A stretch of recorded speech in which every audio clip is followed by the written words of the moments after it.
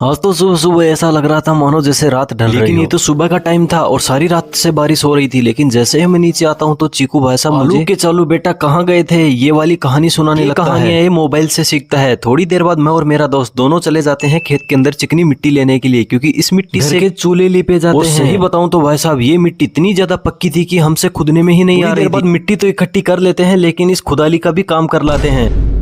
थोड़ी देर बाद मैं और मेरा दोस्त दोनों निकल जाते हैं मार्केट की तरफ, क्योंकि मेरे दोस्त को अपनी गाड़ी की हेडलाइट में लाइट चेंज करवानी भी ठीक रही थी, लेकिन इसकी रोशनी कोई ज्यादा खास नहीं है। भैया हमें अलग अलग लाइटों का डेमो दे रहे थे और लास्ट में हमने ये वाली फाइनल कर ली। और इसको इंस्टॉल होने के बाद में सही में क्या लग रही है। इसी बात पे हम एक एक पपीता शेक निपटाने के लिए यहाँ पर आ जाते हैं और यहाँ से निकल लेते हैं वापस। लेकिन जैसे ही घर पर पहुंचता हूँ तो मुझे पता लगता है कि आज भाई साहब भंडारा क्या था। सीधा ही भाई साहब भंडारे में पहुंच जाता हूँ और यहाँ पर आकर के देखता हूँ तो यहाँ पर तो भाई साहब खीर जलेबी पूरी सब्जी थी। और सही बताऊं तो क्या टेस्ट था जलेबी। ये जलेबी ना तो हम घर पर बना सकते हैं और ना ही बाजार से खरीद सकते हैं। टेस्ट लेने के लिए आपको भाई साहब भंडारे में ही आना पड़ेगा। सामने ही नाच गाने का प्रोग्राम भी चल रहा है। रही बात भंडारे की, ये तो पूरे मानसून ही चलते रहेंगे। अब लास्ट में बारी आती है खीर लपेटने की और इसके बाद में मैं मिलता हूँ आपको किसी अगली वीडियो में। तब चलिए बाय बाय।